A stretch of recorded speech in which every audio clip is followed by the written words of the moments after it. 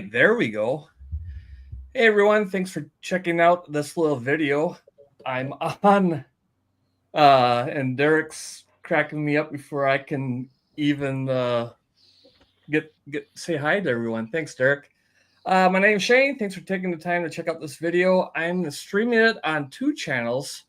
The Scout Life channel, which is my old channel, which was focused on camping, hiking, backpacking, EDC type stuff. And then when I started doing a lot of portable ham radio stuff on that, I spun off to the Scout 75 channel, which I'm sure the majority of you are watching me from. Hey, Tariq, how's it going, bud? But we're going back and trying to breathe some life in the old Scout Life channel. And we're bringing back the idea that I started a while ago, which was do a monthly live stream like this where I and whoever else joins me do a little live unboxing and first impressions of a EDC item, where it's a flashlight, a knife, or multi-tool, or the whole gamut of things, and then use that in the rotation exclusively for a month, and then come back and see what we really think about it, and then pick out another item and do that again.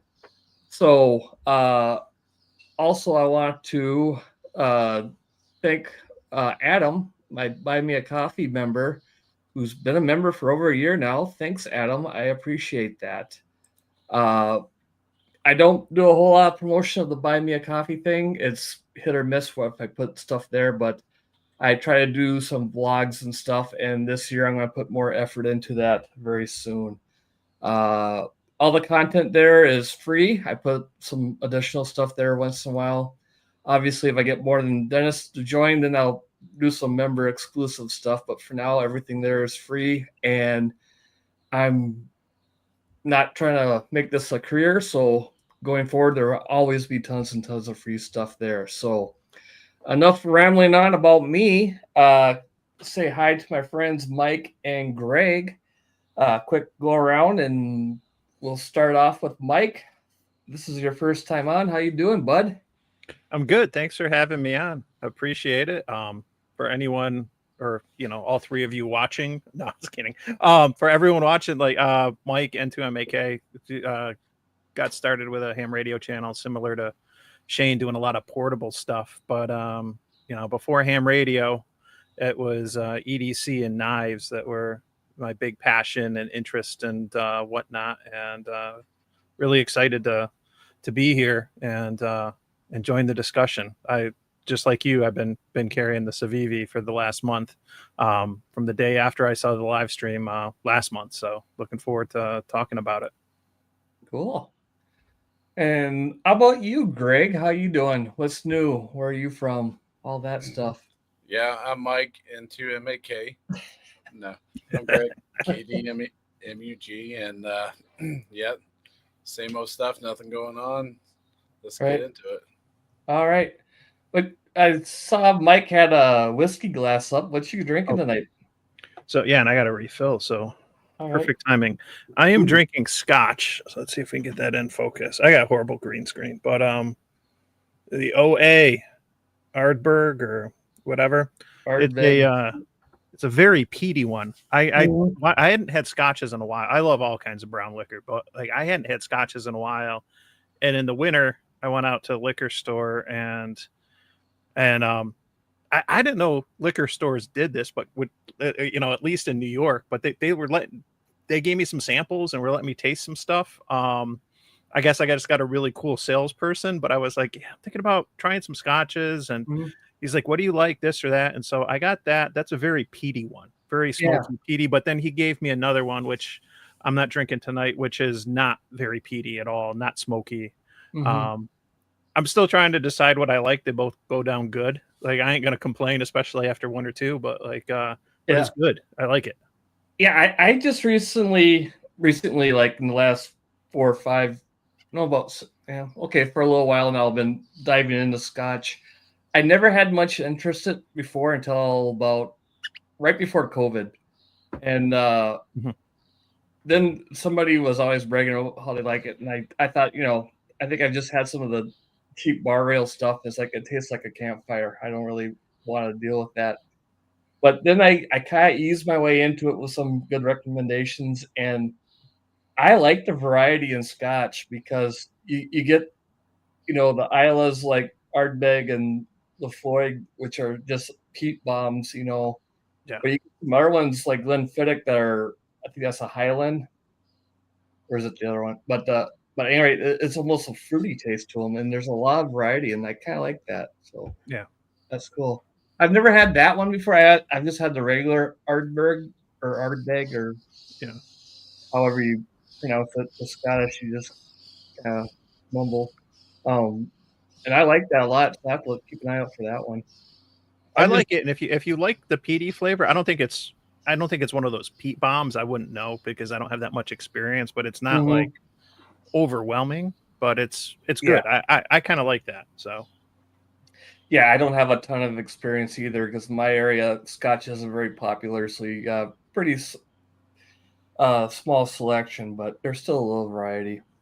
And for me, I'm just drinking my standard house beer, Leinenkugel's Nice. original, just your basic lager.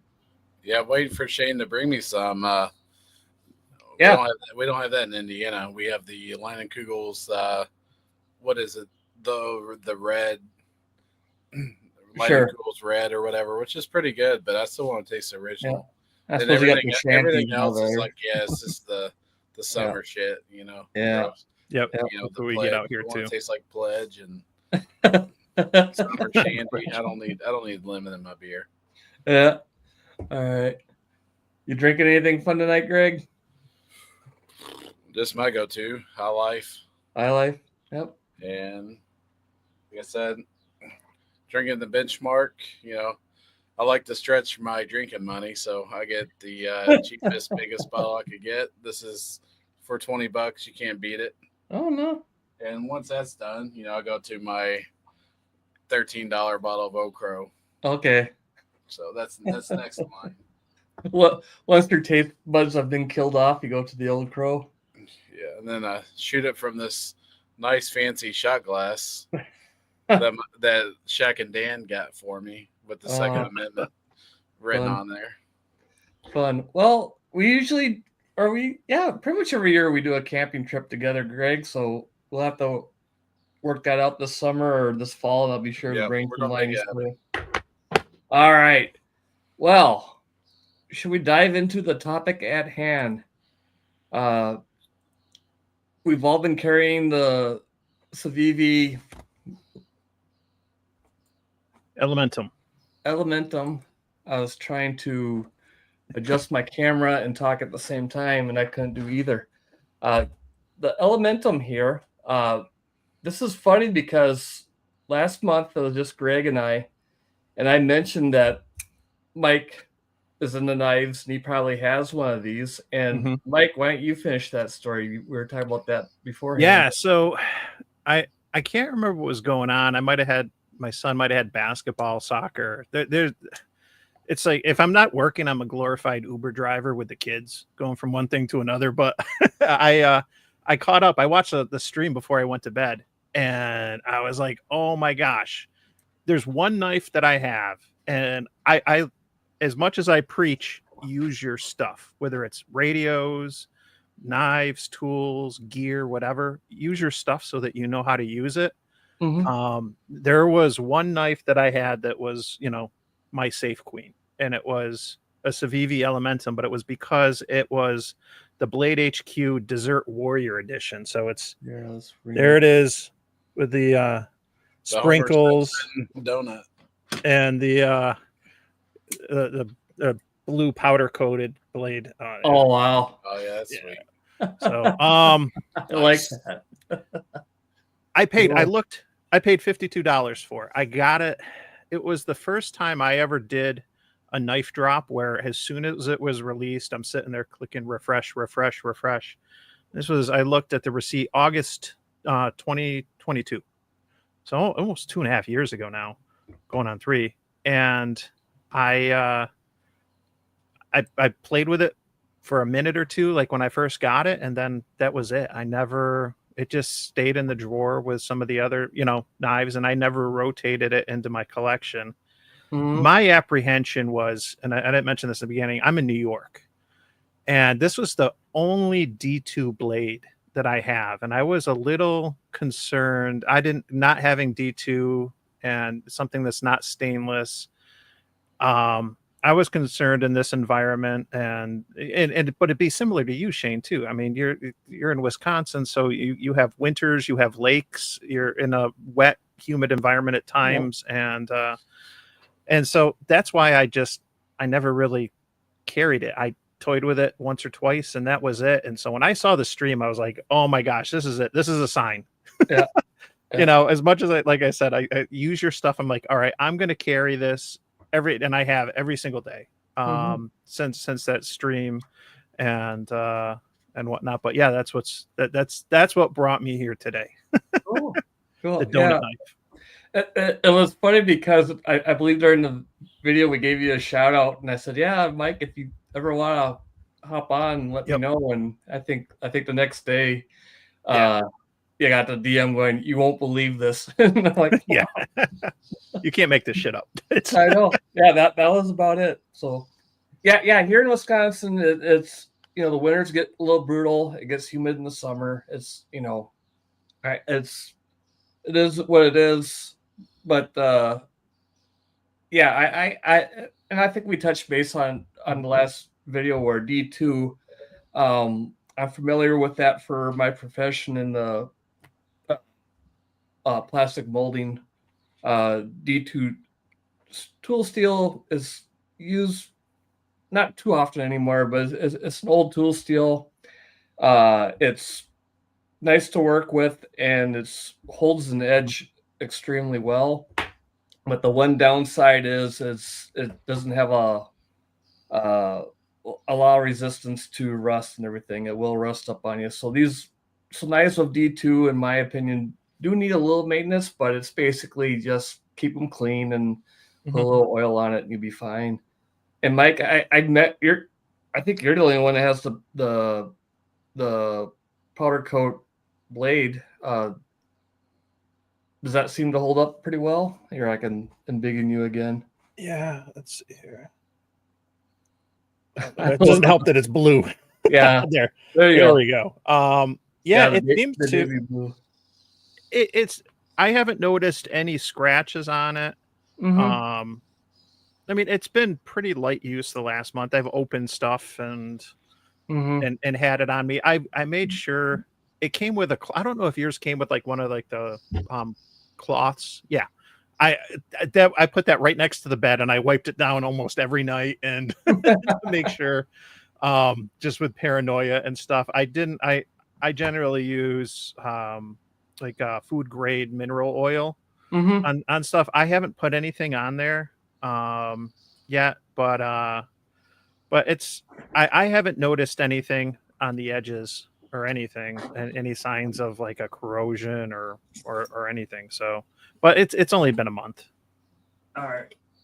I've gotten it wet though, so sorry, I had a quick step away because you reminded me of one of the topics or one of the items I was supposed to bring up. I got a couple things real quick. So I had my the microfiber towel next to my bed. My wife's like, "What are you doing when I'm not here?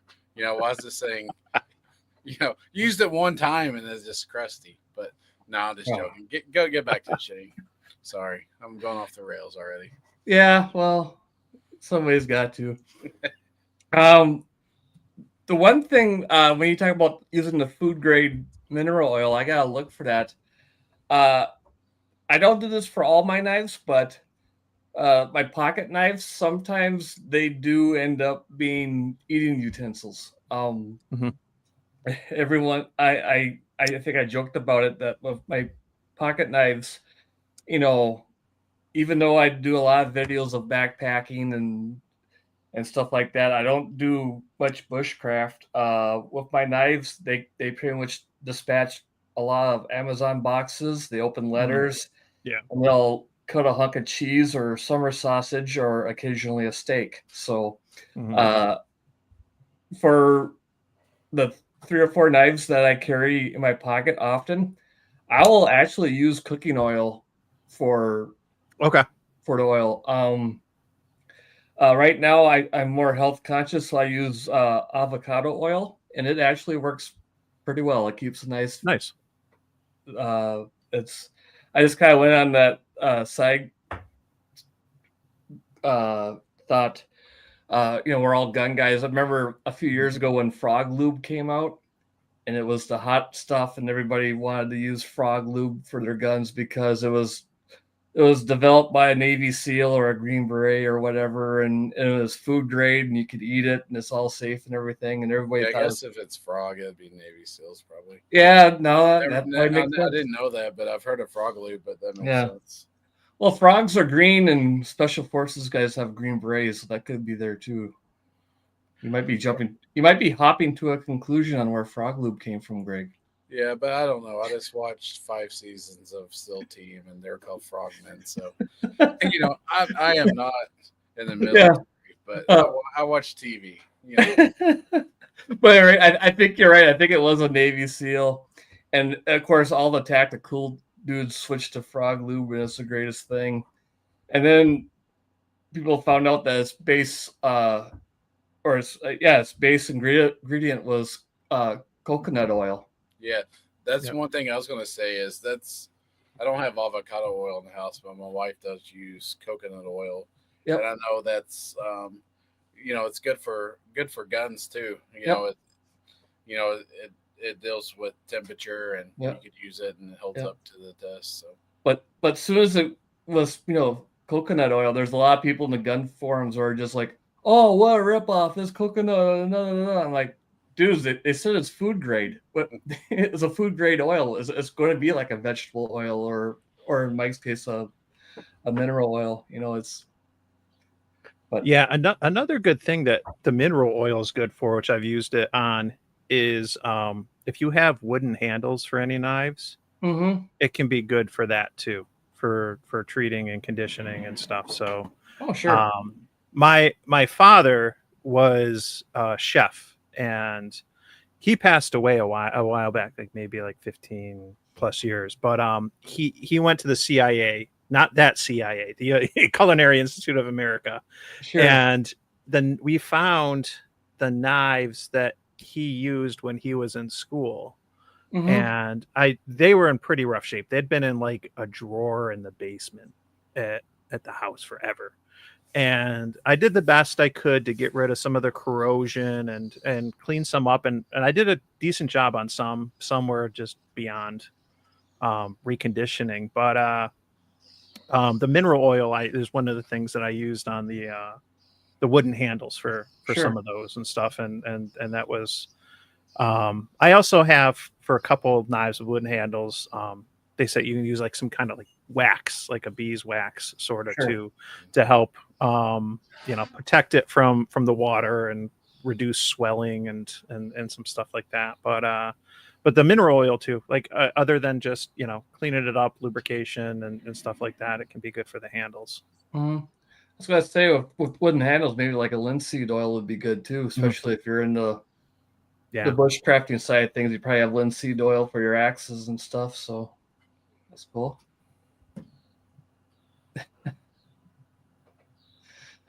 Your brother's here, Greg. Yeah. That's so my legs don't chafe. Sure.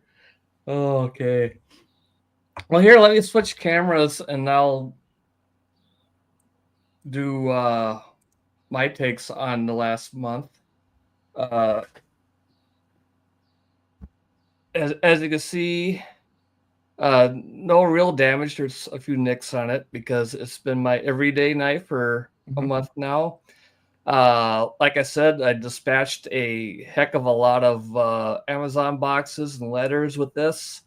Sliced some cheese. I even ate a ribeye steak with it, and everything's held up nice. The edge is still nice and sharp. Everything is still nice and tight on this thing. I like well, I'm a sucker for G10 scales and grips on things, and as it feels good. I said in the beginning, I'm not the biggest fan of the liner lock, although there's nothing wrong with it.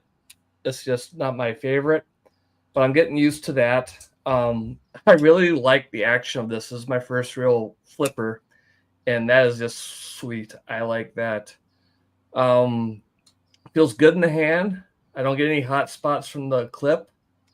The clip holds it in the pocket really nice. And the other thing I like is this thing is fairly narrow, and it takes up no space in my pocket. The two Spider Co's that I carry normally, they're a bit wider, and it can get in the way a little bit when I'm reaching for my wallet, because I keep this in my front right pocket with my wallet.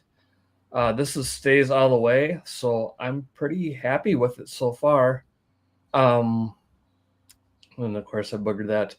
One thing I would like is if there's more of a finger choil, but that's just me because I got a little bit bigger hands.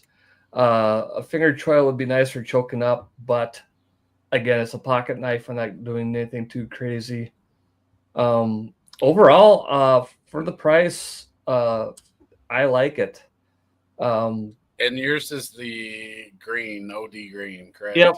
Yeah, I don't have. I still I get a light for my overhead camera, so it looks a little bit better. But yeah, it's OD green. It looks nice. The silver finish on the metal. I kind of like the two-tone with the hardware being black and the belt clip being black. But yeah, it's nothing fancy. There's not a lot of jumping on everything and fancy cutouts or anything. It's just a basic knife, and that's nice too because I work in an office setting, and this doesn't scream, "Oh my God, he has a knife." Yeah. It's got The one thing, great clip. yeah, the one thing with that is, when I use it in the office, I typically don't flip it. So if there's a fingernail or a finger catch there to open it, it'd be a little nicer, but that's minor. So my nitpicks were minor when I brought it up. I think I brought out that I just not a fan of a liner lock. Again, that's mostly personal preference. A finger choil would be nice. I was thinking, you're and that's about pulling it. out like what is it, an old timer's knife where you got to pull it out with your fingertip? Yep. I don't think I own any gun or any knives with the finger trial in it anymore. An old timer's knife. That's about it. Yeah. So it's a callback. That's good. Oh, you mean like the slip joints and stuff? I like those. He's talking about the like where it has like the trial cut out. Yeah, Just the nail nick. Pull it up. Yeah, just a nail nick. Yeah. I know it's a little old fashioned, but yeah, it'd just be a little nicer to not be flicking it in the office. Mhm. Most people don't care, but I just try to keep a low profile, on all that kind of stuff. Well, I'll go into mine, and that's one thing. So my favorite EDC is I don't, Mike, you might have heard of it. Shane didn't. It was the Ganzo knife off Amazon. Just Chinese made D2 steel, G10 grips. Very nice, but it's a flipper only like these. So if you want to open it, it's a flipper. I like the option of having the thumb stud as well. So flipper and a thumb stud. It wouldn't take much to add that on there, but it gives you a couple ways to open it. So that's my gripe about this. And mine is the gray. I don't know how well it's picking up, but try it again. It's kind of a putty gray. Yeah, it's a lighter gray. But with the stainless color, it looks, I think it blends in really well. I went with this color only because you got the OD green. I didn't want black because that was the option, and then there was a clear, and then there was a maroon, and Norm bought the maroon, so I didn't want to get the same. And when I got this, I was happy that it looked as good as it did, because on the picture it wasn't. But so I've been carrying it for a month. This is the only knife I've used. Mm-hmm. Works great. You know, it actually, like, since I was testing it and thinking about it, like, I didn't have to use it as much as I thought, you know. Mm-hmm. But I guess that's kind of your normal EDC stuff, right? Not hard use stuff. Yeah. Cutting some tape, cutting some straps, whatever, or some wire ties. It worked. Held the edge. No big deal. So just the use of my hand, you know, with my big, you know, sausage fingers hand, this is about the minimum size of a pocket knife I'm good with using. I could, you know, I could deploy it. Everything's good. I could close it without cutting myself. So this is the minimum size that I'm good with. Mm-hmm. And then everything held up great. The only thing I would say, you know, just sitting here noticing, is I'm going to Loctite these screws back here, because it's 2 screws, you know, vertically, but my clip's getting loose. It's getting loose, and I can't tell you how my wife lost a pocket clip, you know, using one of my Spydercos, and another one of my knives that just had the 2 strapping down vertical screws, lost the clip off of it. So I'd almost say anytime now, if I get a knife, I'm going to Loctite those screws in, because, you know, I haven't been torquing on it or anything, but I just noticed that since we're out here messing with our knives, that just maybe a little bit of Loctite and it's good to go. Mm-hmm. But out of all this, you know, everything I said, you know, the dislikes about the size of it being a little bit too small, everything's good on this. I think it's going to be one of my top 3 EDCs. You know, that's how I like it. You know, Mm-hmm. and I own a couple of Emerson knives. So, like, I don't go all out, but, you know, I got Kershaw's, Emerson's, Spyderco's, you know, some Gonzo. I definitely have some Chinese knives, but this will definitely be in my top 3. That's high praises. Yeah. Yeah, I didn't say it, but this kind of goes without saying. I'm very impressed with this knife for being a inexpensive knife. It's really well built for. I mean, bang for the buck. This is right up there. I mean, this is a well built knife. And what did we pay it? We're around 50, $60 for this, if I remember right. It was right at 50. Yeah. So And here's the best thing. They come in these nice cases, which are awesome, right? We showed these on last one. And you know, here's how you know I was joking about that cloth. You know, it wasn't by my bedside. I was joking. Yeah. But this material here, man, that's nice. That's a nice case. And I'm never going to put this knife back in there, but, you know, we got to reuse this case somewhere. Yeah. But I know, Shane, you were talking about, you know, you love G10. I love G10. You know, I have 1911s, G10 grips. Mm-hmm. On the website for Civivi, if that's how you say it, that's how I say it. But they do have one with a micarta style handle, which that's kind of like, I don't know if you guys know much about like firearm grips, VZ grips, and stuff like that. Micarta was kind of like the in between wood and G10 grips on a firearm. And I think they look good. They feel good. I think if I'm going to get another one of these, I'm going to order off the website and get a micarta grip panel for it. Oops, I brought the wrong screen. There we go. Yeah. Well, first, I want to bring up that Jason had a good comment that depending on location and if it's permissible, I'd have to say I'd prefer a small fixed blade. Gerber makes a couple of cheap ones. Small fixed blades are basically a full tang. Scale grips.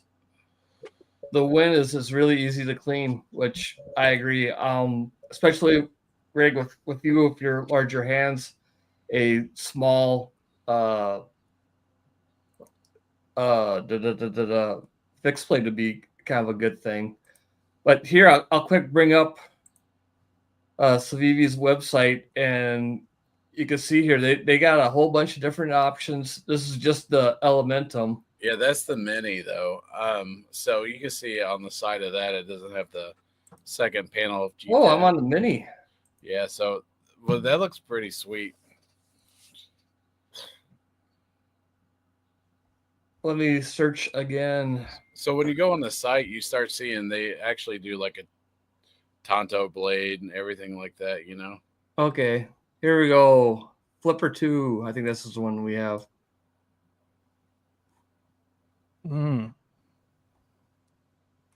No, this one says That's the button lock one. yeah, button That's lock the one. Elementum 2. Yeah. Yeah. That's my one complaint would go away if I would have got that. How much is that? How much is the Elementum 2? I think on their website it was Okay, it's a little bit more. $76.50.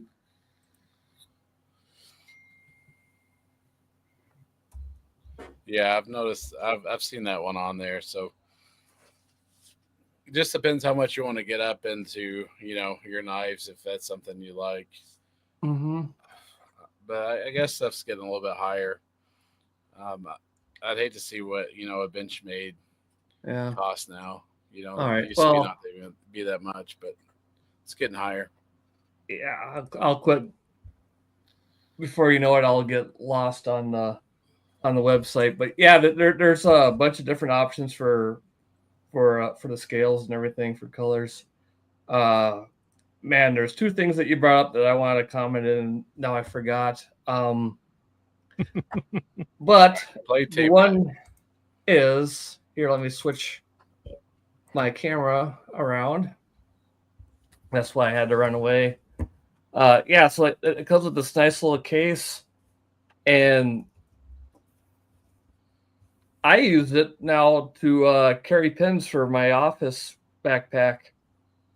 Normally, I just got the pins in the one pocket, and it fits a couple of Lammies and a Pilot Metro just perfectly. So it's got the nice fake fur inside. So that's one use for that. For sure. You gotta reuse that. I was thinking about maybe connectors, some BNCs or something, just whatever connectors, throw it in your pack, anything. Yep, anything small that you want to put in a backpack, that would work out well. Mike, how about you? What's your 30-day review? Well, it worked fine. My paranoia about the D2 was unfound, at least so far. And like I said, I did get it. I was grilling earlier in the week, and I was using it to open up some packages, hot dogs and burgers and stuff like that by the grill. And so I washed it off with like dish soap, water, and dried it real good with like a micro towel cloth or whatever you call those things. And so far so good. Again, it's only been a month. How this holds up. It'd be interesting to carry this in upstate New York in like July and August when you have the humidity, but so far so good. Here's the problem I have with it, and I thought it was interesting when Greg was talking about having to tighten the screw on the pocket clip, because in 1 month I have had to adjust the pivot on this twice because the centering was getting like so far off to the side, and it wouldn't open quite as easy. You get like those misfires. Centering. I just did it. Yeah, I just did it like a day or two ago, but that's like the first time where I've had a knife that, within a month I've had to adjust it twice. The first time I gave it a pass because I was thinking, well, this thing's been sitting in a drawer and hasn't really been used, and now it's finally seeing some action or whatever. But then I had to do it again. I'm like, oh my gosh, really? So it's it is what it is. It's a 5-second fix, just take the torque screw, whatever, and just boom, and it's good to go. Mine's dead center. So I guess it's what it's like anything else. They're all going to be a little different. Yep. And it makes me wonder too, knowing that there's a couple differences with this one with just, like the coating and how much, I don't know if anything like that impacts it or not, like they say with, something, everything affects everything. I don't know. It's a minor thing and whatnot, but it's held up fine. It's worked well. And interesting story. And again, you can't make this shit up. Like I'm at Wegmans. If anyone knows what Wegmans is, it's a grocery store, very popular grocery store in Western New York and parts of the East Coast. And I'm there yesterday, and I'm buying beer and snacks. That's it. Like I'm buying the food and the drinks to bring out to Hamvention when I leave tomorrow morning. And I'm in a self checkout, and this guy on the other side of the self checkout goes, "Hey, I'm sorry, I just got to ask, is that a Dessert Warrior in your pocket?" He recognized by the clip and, just a little bit of the pink sticking up. And I was like, "Yeah, it is." He's like, "I've never seen one of those in the wild. Oh my gosh." He's like, "I'm sorry to have to ask. That's a weird question." I was like, "No, I've been carrying it for a month." And I've had this thing for 2 years. I've never touched it. And we got talking about knives for a little bit. And it was like the funniest thing. Like I said, now he's going out to Hamvention, right? Yeah. But and I'll just say this, like with the clip, like I work in an office setting, and I often I got to wear dress clothes, suits, things like that. And as much as it, on this one, and you have, like that powder blue, that baby blue, and the pink and everything, and there's not much sticking out, but that blue pocket clip is going to pop, right? When you're wearing navy or khaki dress pants and stuff like that. But no one ever said anything. And I know, like, if I ever did pull this out in the office because we needed to, open up a package or something like that, it's freaking sprinkles, right? Nobody is gonna feel threatened with sprinkles. Yeah. There. Oh, sorry, you unbigging me. Yeah. So it's show me the other side again with the clip and about how much was sticking out of your pocket. Let's see here. It'd be so it's right below those screws. Yeah. So it's not much. Yeah, so basically what's sticking above your hand there is what would have been seen. Yeah. Not much at all, but that's the thing is people that get into these niche hobbies. Yeah. It's, you could have walked by 10,000 people and they never would have saw it, but the one person that's into it would go.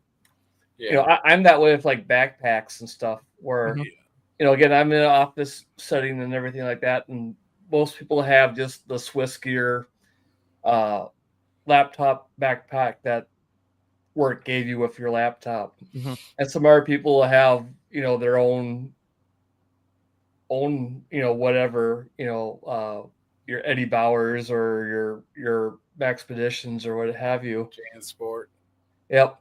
But I saw one guy, he had the same one that I had, the Tom Ben. And I'm like, and I said the model, he like, how do you, he sees mine, and he's like, oh, and it's the same thing. It just spurred on the conversation of how do you get into that stuff like that too. So yeah, I'm the same way though. Like if I see pocket clip, someone with a pocket clip or whatever, and I know it's a knife, like I'm gonna look and I'm gonna think like, oh, is that a Spyderco or is that what is it? Is that a Kershaw or and you see if you can, based on what little you see, you can identify it But it's a niche hobby. But when those of us that get into this stuff, you dive right in. And same way with firearms with me. Just seeing somebody with it in the holster and all you're seeing is the handle. I know what they have. Like that's my main thing is knowing firearms, handguns is my that's a hobby for me. So I like to ask them. Hey, is that this? Is that this model? And they're pretty impressed. Yep. So back to the Elementum, it seems like it gets a pretty good passing grade from everybody. We all had some minor things. My minor complaints, like I said, the liner lock is mine, and that's a personal preference. you know, I'd like to have some slightly different features, but they're definitely not deal breakers. Everything held up well for me. Mike, yours slipped a little bit out of center, and Greg, Yeah. yours loosened up on the belt clip. But you know that those are minor things that happen with all your knives and whatnot. It's just kind of the game. There's no glaring, obviously no failures or you know anything bending or breaking, and no glaring design flaws like a hot spot when you're using it or anything like that. So I think this is a win overall. Yeah, I think so. And one of the things I shouldn't do is use it as a flathead screwdriver, which I've done too many times. Yeah, I did do it once with this, and it was fine. Yeah, you know, do it with the spine. Don't do it with the blade. You know, but you know, I effed up a $350 Emerson knife doing that at some point, and this didn't do it, but the Emerson did. And also with the blade centering, you know, that $350 Emerson, I have to adjust it weekly. Like it's like I bought it, you know, because I was interested in it. I don't think they're as good as they are. They're built tough, but you know, you have to recenter it, tighten it up. It's all just sucks, you know. For the price, don't do it. I guarantee I could buy something, you know. Civivi makes plenty of knives. I'm sure they have one in $100 price range that would compare. So yeah, I have a couple Civivis and I've been really happy with them. And I think that you get a good mix of quality at like a affordable price point. And I know when I did the knives for POTA video, I kind of mentioned, I think almost everything I have is sub $100. That lets me buy more. But it's you know, for $50, and I paid 52 for this when I got it. I could sell it for, you know, twice as much because it was like a special edition. But like it's a $50 knife, and it's got, you know, a good steel that's gonna have good edge retention. It checks a lot of personal boxes for me in that it's 3 inches or less. Because, and I mentioned this before, the city that I work in has a 3-inch carry law. So, and that's if you encounter those in certain municipalities, you know, 3 inches tends to be like one of those, you know, lower thresholds. So it checks that box. So I don't have to worry wherever I go. I have some knives that are, and it's when you get the sausage hands and big hands, like I got, you know, just like Greg, this is at the lower end. Like anything smaller is, I'm going to have to put a lanyard on there. You know, it's something else to get a little bit more purchase, but it fits just fine in the hand for the basic stuff, the day-to-day, and it meets my requirements. And it's not anything that's going to be overly tactical or it's going to be threatening in a workplace environment. So, and I carry knives to work every day. At least one is always on me, and you know, this is perfectly fine. So yeah, and you know, I brought it up on the first impressions video. The build quality of this thing is really outstanding, just far as the quality control. If you look at the scales, how centered they are. I mean, the edge where the frame's out around it is all nice and uniform. There's no dings, or you know, the finish on it is good. There's no dings and dents on the edges. I mean, it's a well constructed knife. I mean, it's really well built. It does not feel like a piece of Chinesium. You know, it's a nice, and the action is fantastic. And let's see, we're going on now a good solid hour and 45 minutes of me flipping this thing and handling it on a live stream. It's only been 45 minutes. Well, I'm talking about the first one too. Oh, okay. But total on air, I've been handling this thing and I haven't cut myself, so I'm Probably shouldn't have said that. I'm gonna put the knife down for the rest of the video. Yours doesn't bite. Yeah. No, yeah. I would say if I wanted to compare this, and I was toying with it before, and I wouldn't be surprised if you guys have one of these, like Ontario Rat 2 or Ontario Rat 2. Yep. I don't have one, but I know it.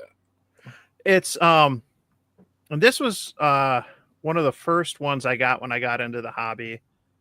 And this is the AUS 8 steel. So this is the stainless, and they sell it obviously with the D2, and a lot of people used to preach about the the R2 D2, they'd call it, for the Rat 2 D2 steel. Obviously got the AUS 8 and stuff, but I mean, when I got this, I think it was like $30-something or whatever, and it probably would have been comparable, like 50-something to get the D2 version.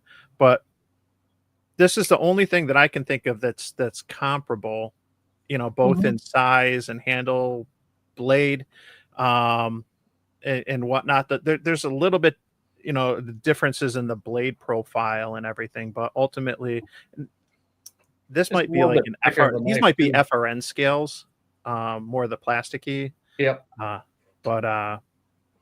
But that's about the closest I can think of for a comparison. And if you were to pick a Rat 2 up in D2 steel, but Ontario, and I'm in New York, it stinks because Ontario a couple years ago shut down, and so Ontario was in New York, like K-Bar and then Utica Knife Company, and so it kind of stinks when you see companies like that go under. I think the brand got sold to somewhere in Virginia. I was going to ask if that was something that happened, because I remember hearing that. Yeah, both Ontario and Utica. I think Utica is still making stuff, but the factory, and I just drove by. I was in Utica this past weekend. I think that got sold and they downsized, and but Ontario, they sold the stock and the brand to somewhere in, I think I want to say Virginia, but it's still somewhere in the U.S. But some things were manufactured a lot overseas, like some knife manufacturers. But then there were some premium models of things that were done in the U.S. or in this case here in New York. But it was too bad. But the Rat 2 is a fantastic budget knife. Yep, I got one. It's out in my teardrop camper. I have it in the galley there. Just has a knife, just a utility knife to have in the galley. Yeah. Yep. Yeah, it's a great knife. In fact, when I was going to reboot this EDC channel, I bought that mainly just because that is like the bow thing of ham radio, or the Glock 19 of the gun world. Is if you're in the hobby, you probably, if you don't own one, you at least seen it enough to know. I don't own it, but Yep. You don't own it, but you've seen enough of them. That was the bee's knees, Yep.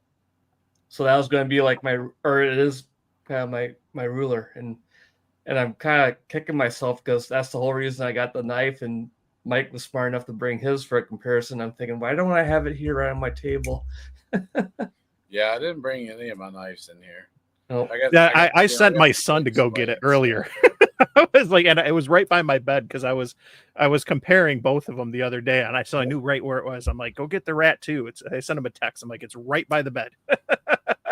So I am this is how unprepared I am. My whole plan, because this always sneaks up on me, is all right, Tuesday night, I don't have anything going on. I'm gonna watch, speaking of ham radio, I'll watch the Ham Radio Clubhouse live stream, and I'll make sure I get all my notes and everything ready for this.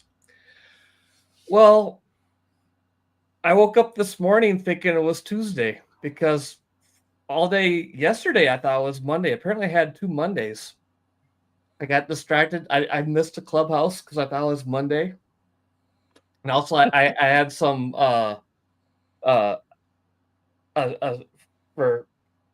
I raise quail now, and I got a ship. Well, that's probably what started, because I had a shipment of quail eggs coming in for hatching that were supposed to come in on Monday. Mhm. They got delayed and they came in yesterday. So that's probably how I thought it was Monday. So Okay. the eggs came in, got everything. So I spent the evening prepping them in the incubator and everything, and blah blah blah blah. Got up this morning going, all right, it's Tuesday. I'm already on my way to work. I'm already thinking, making a mental list of the stuff that I should try to figure out and everything. And then I'm driving by the neighborhood. I'm like, why do my neighbors have the garbage out? Shit, it's Wednesday. Yeah. It's today. So, needless to say, it was a long day at work, and then nothing got done. So I came terribly, terribly unprepared.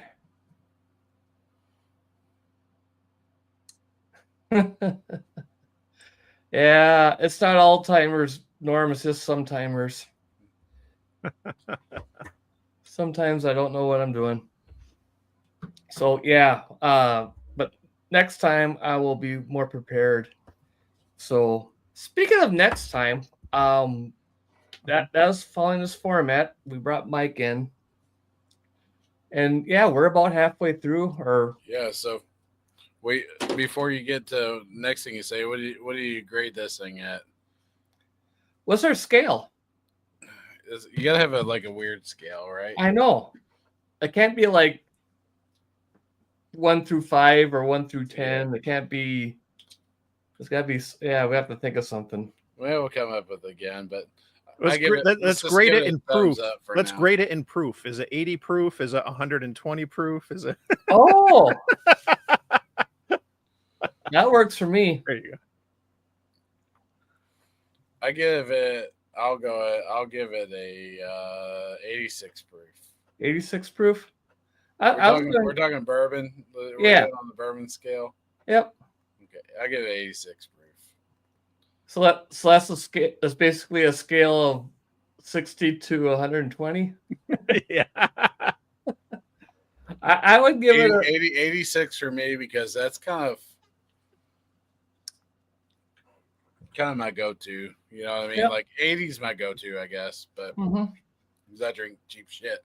Yeah. But 86, that's fantastic. But that's kind of like your makers or something like that, right? Yeah. Oh, one of the whiskey. That's how he grades his whiskeys. Is a Scottish guy too. It's gonna bug me. Ralphie.com. But yeah, I would say I would probably give it. That's tough. Yeah, maybe it's not a good scale, but let's go for it for the show. Well, maybe we'll make up a new scale each time. Yeah. Yeah, I'm going to go a little higher. I'm going to give it a 90 proof. It's on its own, it's not that spectacular of a knife, but when you put in the price that you pay for this thing, for $50, for a $50 knife, this is a 90 proof knife. That's where I'm going with 90 proof. What do you say, Mike? I'm going to go with 80. It's 80. You can't go wrong with this. This is a good knife. The two things that I haven't done with it is anything hard use, and I haven't sharpened it. Yeah. It's straight out of the box. And most of my knives are going to be, some version of a stainless, or they're going to be, some kind of a carbon. The D2 I haven't done, and I do. Mine are all manually. I have a workshop or work sharp sharpener, and it's a manual one. It's you set up the triangle and just kind of go down, and then I have stones as well. A lot of my stuff. I'm a big Swiss Army knife fan, and I mean you can sharpen those things on rocks or whatever. They'll go dull. They won't retain the edge as quick because they're softer steels, but you can sharpen them pretty easy. D2 it's a new steel for me, so I got to use it some more, wear it down, see what it takes to wear it down. but then what it takes to get that edge back on. And you know, I'm curious with the coating on this too, like how much I screw Take that off. up, you know, and if it ends up with pinstripes along with you know, the sparkles and the glitter and everything else. But no, I think it's solid, and it's good quality. It's not anything over the top fancy, but it I think it checks a lot of boxes where you get you know, quality manufacturing, a good steel, lots of varieties. If you want to upgrade handles or want different colors, you got all these options. You're not just force fed one or two things. I think it's a solid 80 proof. All right. Good deal. I'd say what I a couple things. Well, before you do, the boss says he likes grading it in proof, so we'll stick with that for a while. I think the next thing we got to grade it on is bra sizes. Yeah. You know, I think that'd be good. Well, that gets We very can do that subjective. tomorrow. That gets very subjective because people have personal tastes on Yeah, I that. don't think so. It Well, depends, we just you know, it's 3 inches. So is that a B or a C cup? What are we doing here? Yeah. But That could get one complicated. thing, Mike, on the D2 is my favorite EDC is a Gonzo Chinese knife. Yep. Love it. Perfect size, great. I you know, years ago, you know, drinking field party, cooking barbecued pork chops over top of the fire, cutting into it, forgot about it, you know, chucked the knife, you know, into my knife drawer, didn't carry it forever, pulled it out. It was the grossest thing ever. I like barbecue sauce down into the joints, take it apart, couple little pits in it, very little, you know, little copper brush, took it right off, and it worked, you know.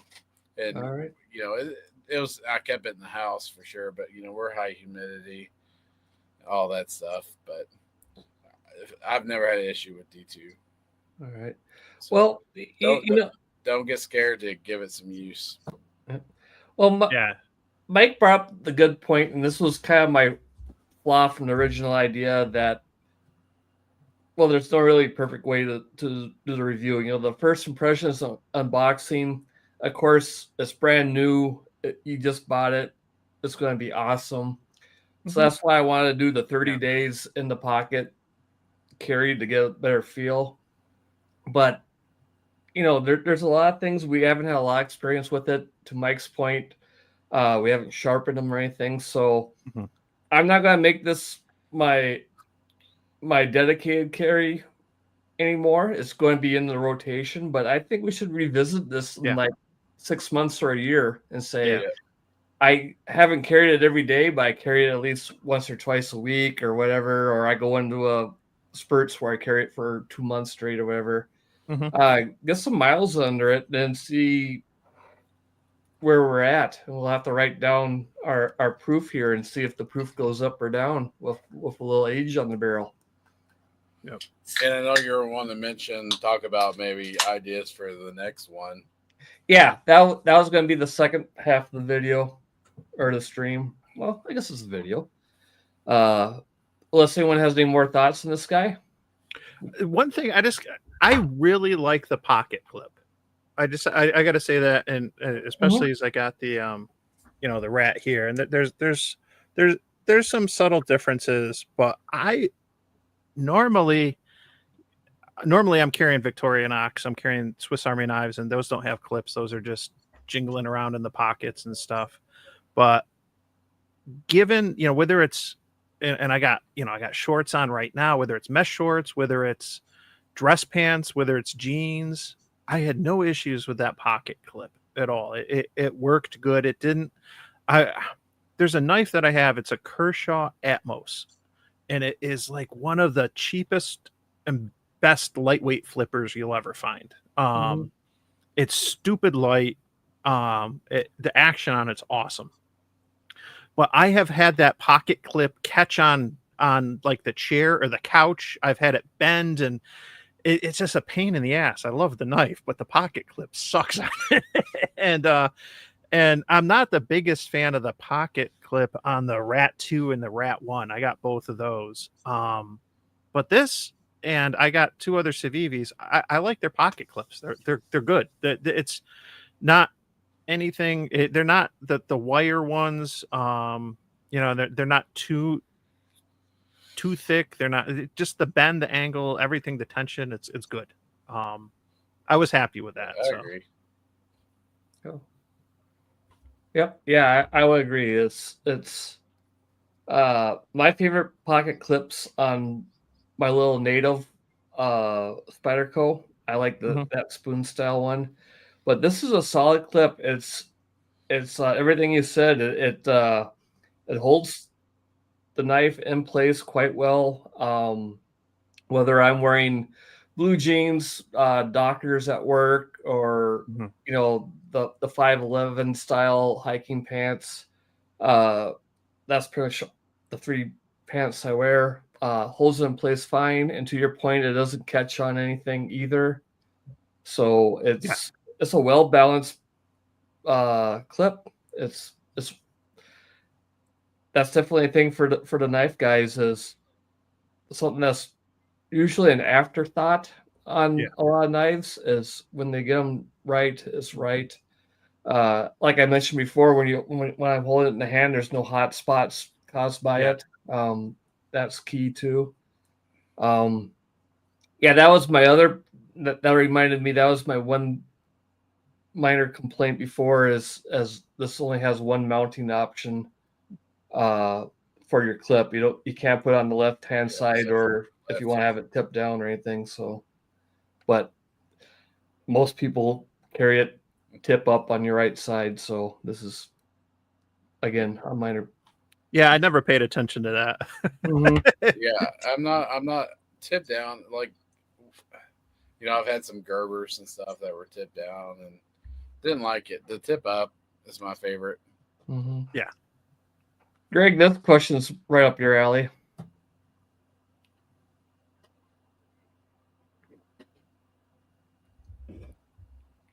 I don't know any chaps, but trying to imagine it. I guess you just put it between that right butt cheek cut out, right? If I'm wearing the leather chaps, I'm probably going to put it around my neck and tuck it into my blouse, right? Like, there you go. That works. All right. So, do we want to talk about ideas for the next one? Yeah. Let's do it. Make it quick. Make it. All right. EDC shit, right? Yeah. It's awesome, right? So, what do we EDC? Wallets, cell phones, pocket knives. We're not doing firearms on here. Flashlights for sure. Yep. And we want to keep it budget friendly, Yeah, something we can afford to do, and you guys can afford to do, and if you want to play along. Or pens. I'd throw pens in there too. Yeah. I'm not a pen guy. I got a couple, but like it's I'm a pen guy. But you had those out earlier, so I figured I'd just throw that. Well, what do we want to do? Jason says cheap AAA sell flashlights. I was looking at rechargeable flashlights earlier, but well, even like now, like I have some flashlights that come with a rechargeable AA. Not a AAA, but it's a AA, where you just plug it into USB-C, and so it's like a rechargeable flashlight, but you're plugging straight into the battery.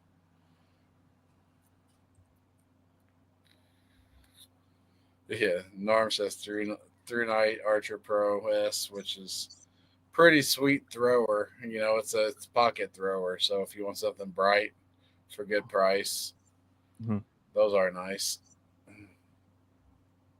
All right, let's. I own 2 because I bought one for my wife, and she lost it. And then she goes, "You need to buy me a good flashlight." I'm like, "I bought you one. I don't know where it's at." And I bought her one. As soon as I bought it, now I have two. Archer Pro S. I might have this. I might have one of these. Norm or I got an Archer Mini. Okay. I'm getting Through Nights. I got quite a few Through Night. I like Through Night stuff. Through Night is a really good one. Okay. So they're like Olight's fantastic, right? sure. But if and they're not like overly expensive, but they're not like Surefire Streamlight price, They kind of goes. So if you're looking for something that's kind of a name, it's Throughlight, Streamlight, Surefire, or Through Night, Olight, Streamlight, Surefire. It's kind of your prices. Was Jason wanting a AA or AAA? He said triple. He said AAA, but okay, you're kind of looking into like more of the pin light stuff. Yeah. At that point. Yep. Because I thought this one kind of caught my eye. It's not a through light, but it looks very similar. Oh, it's not. Yeah. Because I have something very similar. It's a through. When I was looking at my Amazon orders, and I just saw the light the other day. It's a Through Night Mini. It's very similar like that. It's a rechargeable USB-C. It's got that I forget what you call that type of the clip, so that you can use it as a pocket clip, or you can clip it to the brim of your hat. Yeah, it's kind of like the reverse. Mm-hmm. Yeah, and it's got the tail switch. So one thing I like on a flashlight is I like the on and off being on the tail switch. You do like a tail switch? Okay. But if it has multiple modes, I like having a separate button for it. Okay. With like the memory. So like if I turn it on, it's on medium mode, and I turn it off and I turn it back on. If it's still on that medium mode, I really like that. But these smaller Through Nights, you're not going to get that from there. So you got to kind of cycle through the brightness modes, if that makes sense. Yeah. Yep. Yeah, I think that's what I have. The Through Night Mini. And it's a rechargeable, and I think it's USB-C. All right. Well, before you guys hopped on, I was looking at rechargeable or flashlights here. I was looking at which one I had here in the shack. This one is I haven't opened it yet because I got a few of them. This is a Through Night Saber. This is the one I was looking at. This is a little bigger. I think you brought this one up. Oh, that's the Phoenix, yeah. Phoenix. Yep. Phoenix rocks. What caught my eye, this is like $100 light, but it's on sale for the next 30 days for $75, which is, but to Greg's point, it's got the tail cap function, but you got your settings on a separate. Yep. So separate button. So if you set it to a setting, it has that memory mode. So if you turn it off, it's going to come back to the same setting. Mm-hmm. Which is pretty sweet. There's a couple other neat things about that style. If you look at the tail switch, it looks like you got those flares or whatever. So you should be able to stand it up on its end. Unlike the Through Night Mini or some of the other taillight switches. Sure. So you should be able to stand it on its end. And then it does look like it's got kind of like that crown bezel too, where if you. So I figured that, like the end nice. and the front, it's for crushing skulls, right? Yep. No, I'm just joking. But also on the bezel over the tail switch, that keeps you from accidentally turning it on. Yep. Yes. And that's what has happened with that. I like that Through Night Mini, but I have the few times that I've carried that out, I've I'm out at like a bar or something, and like one of my buddies like, oh, you have a light on in your pocket, like, and it's like, been there. It's like my eyes are up here. Come on, no, but like it's I've activated it so many times Yeah. where I didn't want to. Exactly. Oh wow, this is a bright one. It's got 5 lumen echo, 50 lumen low, 150 medium. That's about as bright as I ever get. High is 600, and it has a turbo of 1700. That's crazy. If you like that one, Shane? IP68 rating. It's a little spendy, but well, for a tactical style for a tactical style flashlight, $75 is a pretty good deal. And what is it? Do you say does it have a removable battery, or is it just a built-in USB-C? Is it like one of the 18650s? I would imagine it's like a, I don't know. I would assume it's like a rechargeable CR123. Yeah, so like I have some that are like, it uses like 3 CR123s or one 18650. Mm-hmm.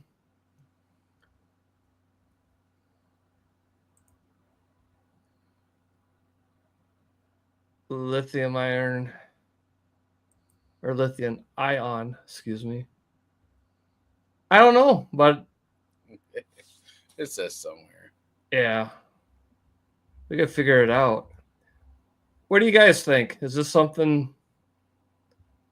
It does show a USB charger there, so. Yep. Yes, USB charging. I don't know.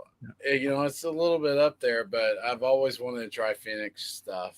I've seen it. They were kind of the brand that came out before Olight that was making affordable stuff. So I don't own one, and I kind of like to. Well, I started looking at Phoenix because I think you and I were talking like on Discord or Zoom a long time ago, Greg, that Phoenix makes a decent one. I've never seen one like this. I have some Surefires, some Streamlights, some Olights.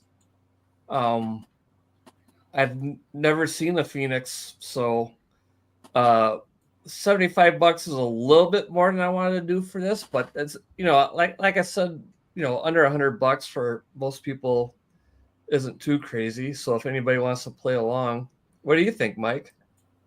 Yeah, I'm scrolling through now. I'm looking at some of the photos from the reviews and stuff, and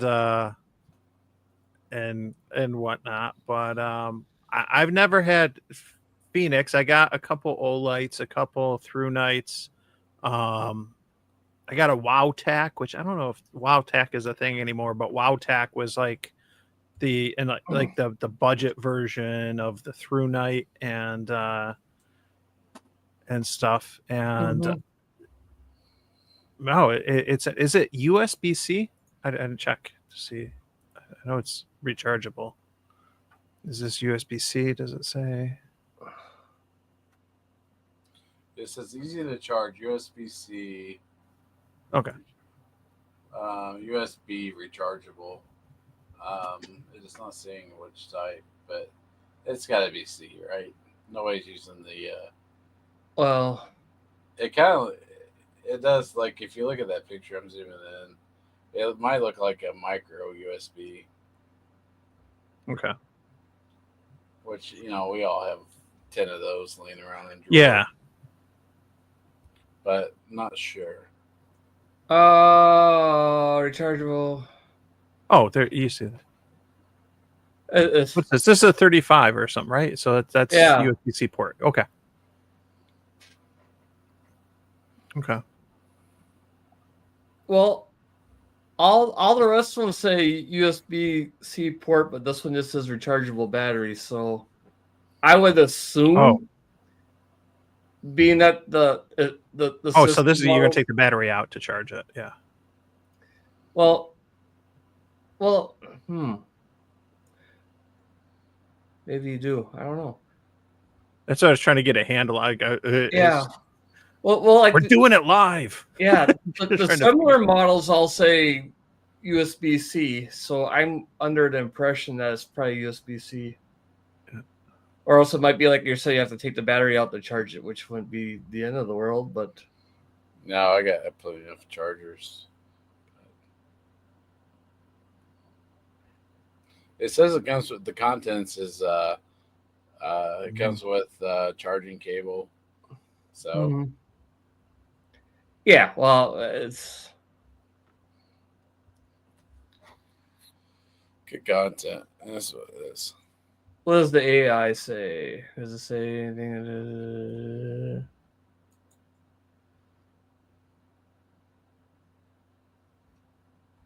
Where's the 1-star reviews? That's where somebody will bitch about it. Yeah. I don't see anyone complaining about it. So I would imagine it's not a deal breaker. I mean, obviously I prefer USB-C, but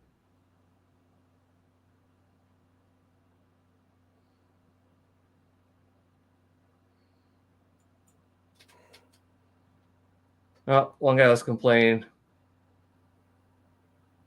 This one claims to be 18650. Yeah, so it doesn't like the battery. Okay, it's the battery, I think. I'm looking at it. Says the new PD35V3 includes a USB rechargeable ARB-L18.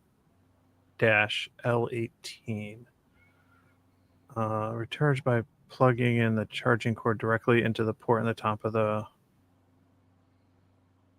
ARB L18. Is ARB L18? Is that a battery? It's what it looks like. So Yeah, there's a battery in there. Yeah. So you charge it, the battery. I mean, the goods. I'd say the thing with the batteries that then you can buy other batteries and you can easily swap things out. Sometimes when you have the battery, it's a little bit of an inconvenience, but I would imagine that it might add a layer of protection, waterproofing or something from the elements if you don't have like a cheap little rubber gasket covering it or something. So it's there's trade-offs with all this exactly stuff. But yeah, it looks like I'm guessing it's the battery that's all right. What's rechargeable? I'm looking on here too for $80. You could get another one. Yeah, I just see that. That's where I just definitely USB-C. That's the one I'm looking at right now. 3100. It does say USB-C for sure. Yeah. And this one seems to be similar. It's got the, it looks a little smaller, most likely, but. All right. Yep. That's got a little protection on the tail there. Yep. Which is nice. And this one doesn't look okay. This one's $5 more, but I like that as USB-C. Yeah, we don't have to make a decision right now, but because there's so many. But so you think you want to do flashlights for next time? I think so. Well, I'd like to do it and make the decision now, so that way anybody that sees this, okay. we can, and I can do a teaser video too. Sure, let's do it. Let's do that one. Which one do you guys like from those two we just looked at? This one. Yeah, this one's not as tactical. This one's 3100 lumens. Wasn't the other one lower? Yeah, it was like 1700. Yeah, this one's a lot brighter. Yeah. That's what $5 to get you, IP68 rating.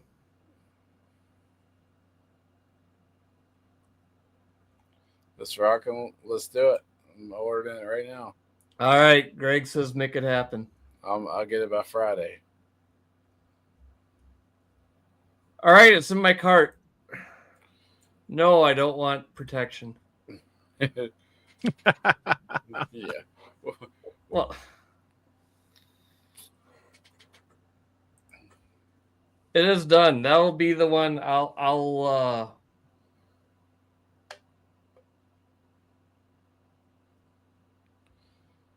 You sure about it?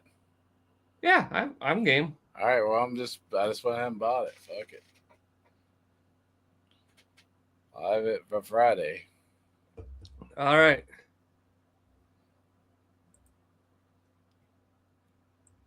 You're just gonna have to catch it on the replay, Norm. I added it to the shopping list. I didn't purchase it tonight. Yeah. I'm gonna wait and see what kind of damage I do this weekend in Dayton. Yeah. Well, That's the only reservation. I have to get it while I'm buzzed. You know what I mean? My wife's already mad, so. But no, I like what I see. So yeah, I do too. I've wanted a Phoenix for a long time. I know if you're getting an 18650 battery off Amazon, that Phoenix is one of the best like actual true power out of that battery that you could get. Okay. See many reviews on those, so pretty good. Cheers. I just put a link in the chat, and I'll add a link to the description to this, and I'll probably cut this out and make a standalone video. So if anybody wants to play along, no obligation, but the second Wednesday of June, that's next month, I think that'll work. We'll do an unboxing, and if you want to play along at home, and we'll do that. Carry this thing for a month and see what we think of it. So that's how you're doing it. You're going to unbox it in June and then carry it June to July. Then do the review. Gotcha. Yep. All right. Yeah, it's a 2-part video. We'll get like the unboxing, the first impressions, and go over it. Then we'll carry it daily or as often as you can for a month, and then come back and just do like we did here and see what we think of it. Mm-hmm. Nor, like I said, if you got an idea for it, Norm, he lives right next to Amazon warehouse.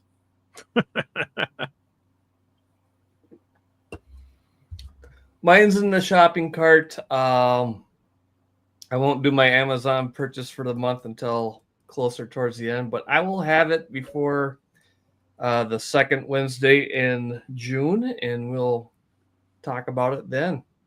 I'd hate to see my Amazon cart at the end of the month. I like to order it right then. I don't know how much I spend for the month, but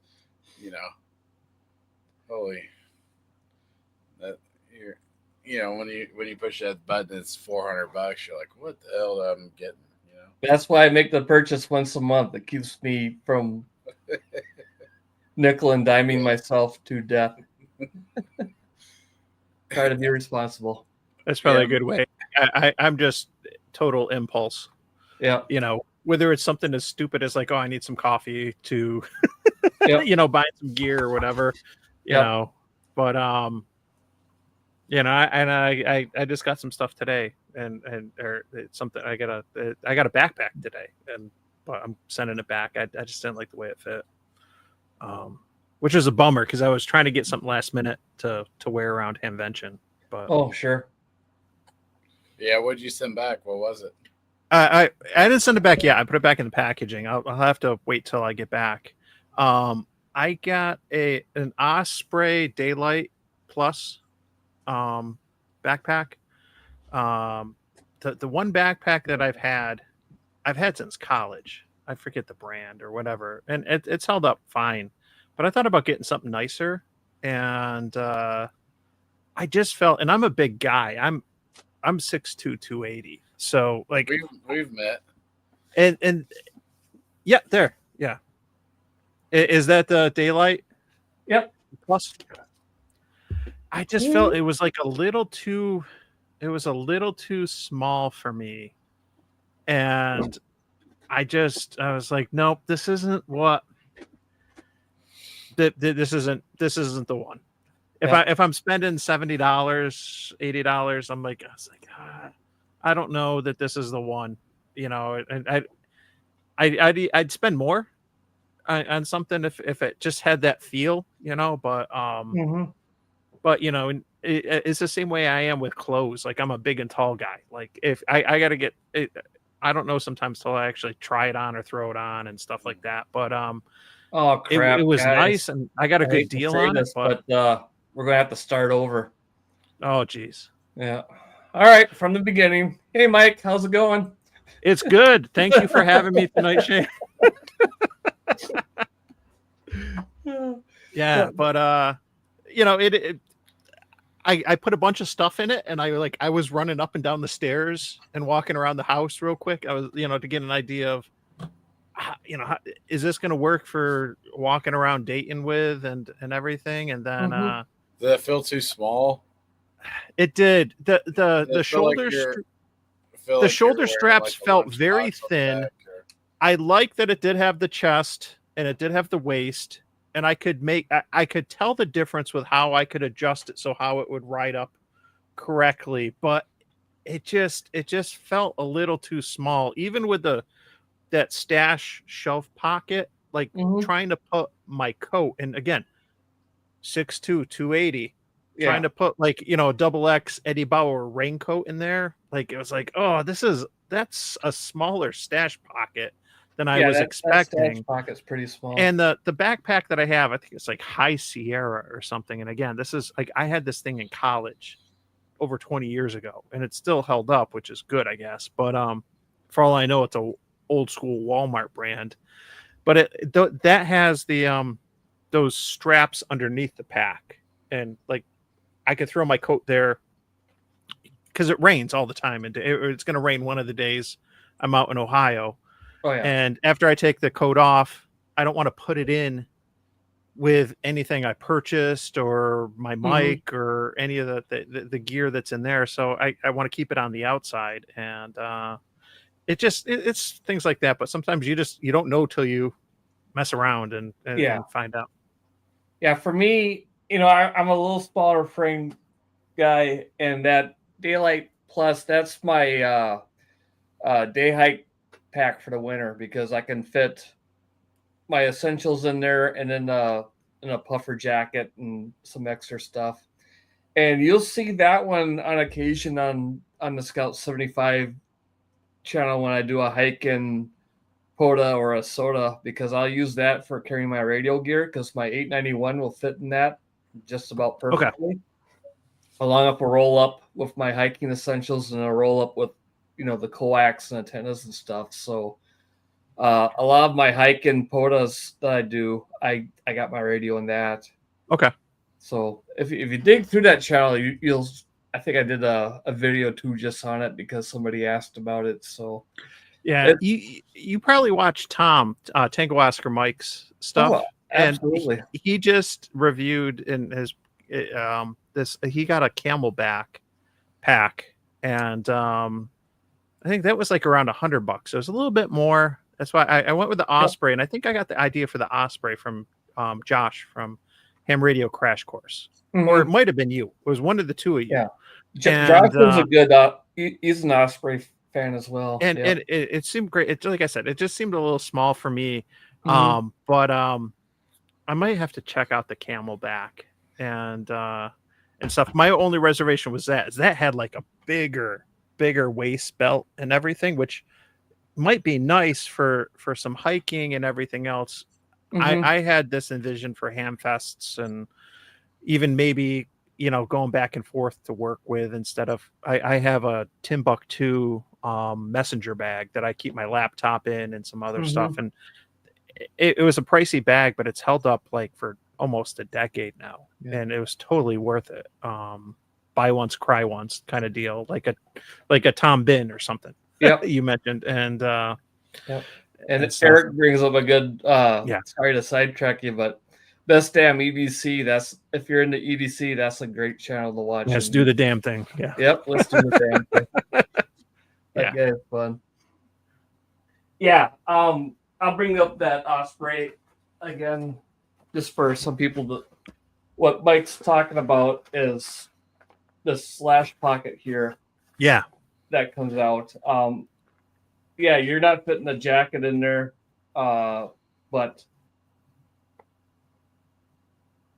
you could probably do a hack and cut that and make it a true beaver tail and put stuff in there, but it is a pretty small pack. Yeah. There's some things I don't like about it, but I would look like Dora Explorer. Oh yeah, that thing. This would be a fanny pack for you, Greg. But but it's nice and light because if you need some, it has a very small waist strap that you could use. Oftentimes, I just hook it up and have it behind me. It has the sternum straps. The straps are nice and light. They're wide, so they support your weight just fine, but they're not super cushy. They're thin. Yeah. And when you bring up Tom for Tango Oscar Mike, he brought that up too, where you get the packs that are nice and flush and real spongy because they're full of foam. You get them wet, and those things suck then because they take forever to dry out and everything. So I'm a big fan of having a wider strap versus a cushier one, Okay. And yeah, I should have watched Tom's video because I was looking at that camelback pack that he has. Is like, yeah, I can see getting that. And then I remind myself I literally have a room full of hiking and camping gear, and I got probably, I don't want to think about how many backpacks I have. So no, I'm not going to get one. But I always used to joke, like, whether it's knives, antennas, radio, when I find the perfect one, I'll stop buying them. Oh yeah. But it's like holsters. I actually had to. It's like holsters. You're always trying to look for one that's better. Yep. And I actually had to just go buy a fucking bin to put all my holsters in. Like, gosh, it's like how much money I spend on this crap. $50 here, $50 there. Oh yeah. Over 20 years. You just have, I got to start a shop and just sell this stuff, I guess. Oh yeah. But that's the thing when you get into the hobbies, there's always the limits is your checkbook or how much debt you want to go into. Cause we always do that. It's like, all right, this ham radio has everything I want. It's all I need. Oh, did you hear the news? Yaesu or ICOM just came up with a new radio. It's like, oh, okay, I'll get that one, but that's the last one. And the same thing with backpacks and knives and guns and holsters and fishing rods, golf clubs, you name it. As soon as you find the perfect one, somebody else comes out with a new one, and you're like, okay, I'll make up the excuse in my head why that one I need, even though I'm perfectly fine with this one, and that'll be the last one I'll buy. I promise. And it's a vicious circle. Yep. Yeah, and a lot of these things can be purpose built. Whether it's the knives or the flashlights, or if it's ham radio, if it's antennas and different, portable radios, HTs, base stations, whatever. It's all purpose, but you think about how you're going to use stuff. You actually do have to use it, and does it fit your needs, or does it, and then does it fit your budget? Yes, and everything. At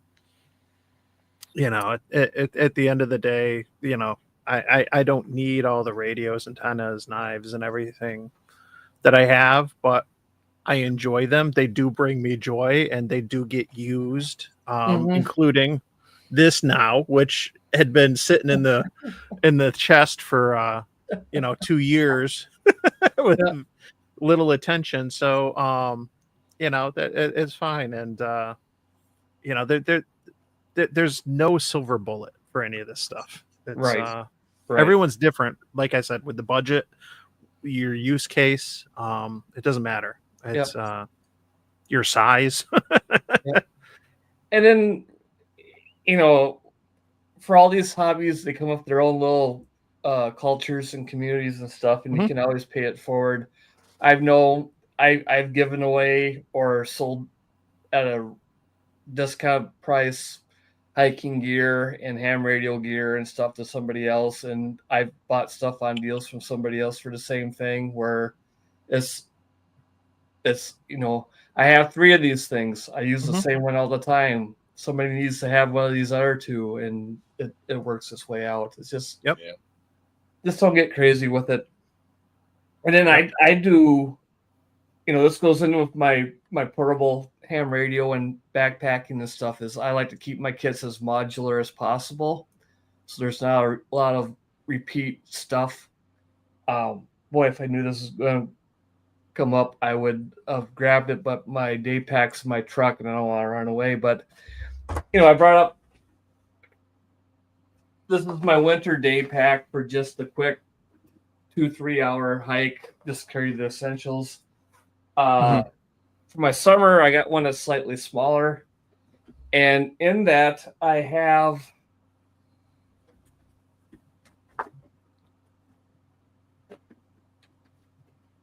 one of my secret weapons, speaking of Osprey, is these roll-up pouches. Okay.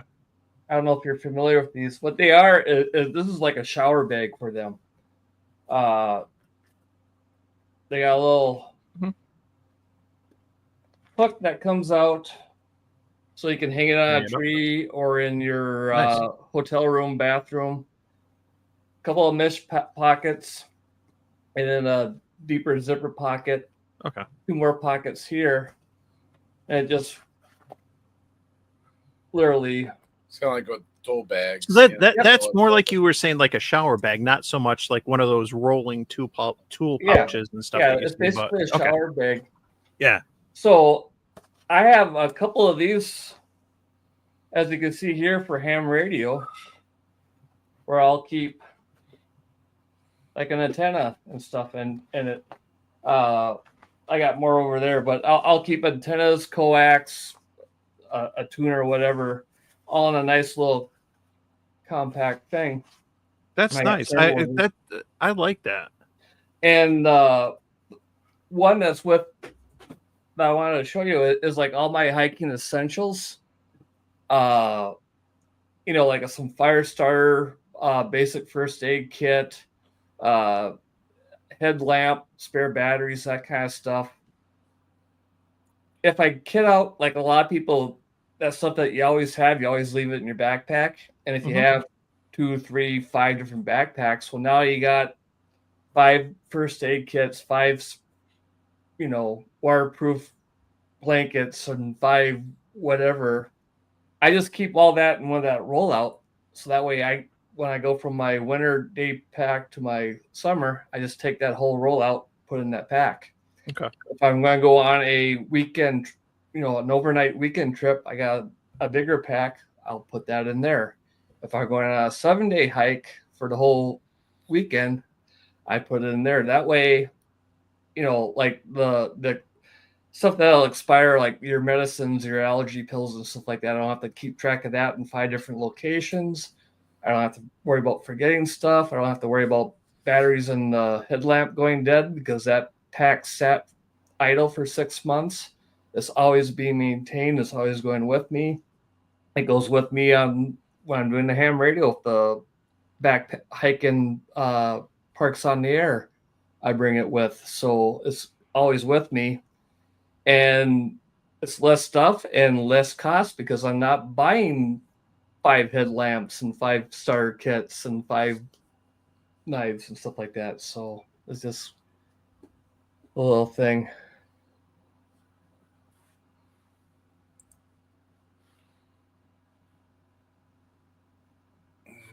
Well, sorry to have to jump, guys, but I gotta get the kiddos to bed and all that good stuff. So yeah, and it looks like others gotta leave too, and I think we've gone on. We're just kind of rambling now, but it's a good time. I had fun. Yeah, I did too. Yeah, it was great. Cool. And it seems there's been a few people that stuck around. So Scotch is almost gone too, man. Yeah. Well, there you go. Oh, it is. Yep, it's done. I finished off that little bit in here, but I didn't crack open the Oak Road, so. This is the last. All right, so then we timed it perfectly. All right, so I think this will be the last time we do this on the Scout 75. Maybe, I don't know, maybe we still do it. Drop the link to your other channel. Yeah, it's the Scout Life channel. Again, I was going to have like that in the links and everything, but I'll do better. Ooh. All right. Since it's so far as the 3 ham radio guys, I guess next month let's do it one more time on the Scout 75 as well, and then I'll be prepared and have some links and stuff for everything. Change is never easy. I'm just it's just been crazy with work and everything. So yeah. All right. That's all I got to say. How about you, Mike? Hey, if anyone watching is heading out to Hamvention, look for me. Love to meet you, say hi, and I'm really looking forward to it, and it's a blast. Hopefully, and I know I get to see Greg out there. I think it was last year, because I think you and Norm were out there last year. Shane's yet to be out there. Hopefully, I see you out there soon. But I would love to get out to the Wisconsin camping trip. That camp out that you, KB9VBR, and others do. I have never been out that far. It's in October. And I would love to get out for that. That'd be awesome. And I'm starting to get interested in some of the camping stuff. So I've been watching some of that stuff on YouTube. So we'll see what happens. But anyway, yeah, that's what's going on with me, man. Well, reach out to me if you have time this October. You too, Greg. I don't know what there is for campsites, but we can always figure something out. And there's, a short drive away. There's hotel rooms and everything, so we can make something work. Yeah. Or just sleep in the grass outside Shane's teardrop. Yeah, just do it the Norm style and just stumble out in the woods and sleep next to a log, like he did at Huntsville the first year. Yeah, I got a Subaru Outback last year, and I've been like watching some stuff about like car camping and like overnight or so in the Outback, and yeah, but being 6'2", it's I don't know. I had a 02 Forester that my brother Dan still drives, and just laying those back seats down. Yeah, it's perfect length for I'm 6'3". I could make it work. Okay. Yeah. So you'll be good. Throw a mat on top of that, and you're good to go. Long as it's not raining, you can crack the window. Sure. Yep. All right, Greg. How about you? Anything? Yeah, nothing. No, check me out on the Scout 75 channel. All right. Checking off. We'll put out a video next year. Yeah. All right. Well, thanks everybody for hanging out with us, and we'll keep trying this format. I think it's a fun way to do it. Too much talk for just one fork by Southern Culture on the skids now playing. Sorry, there was a problem with Apple Music. For some reason, Siri just started yakking at me. I don't know why. I thought that was your Radio Shack Cube or whatever. The dew point is 7.5.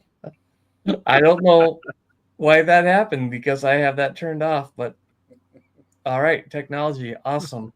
With that, thanks for watching, folks. We'll catch you later. See you guys. Bye.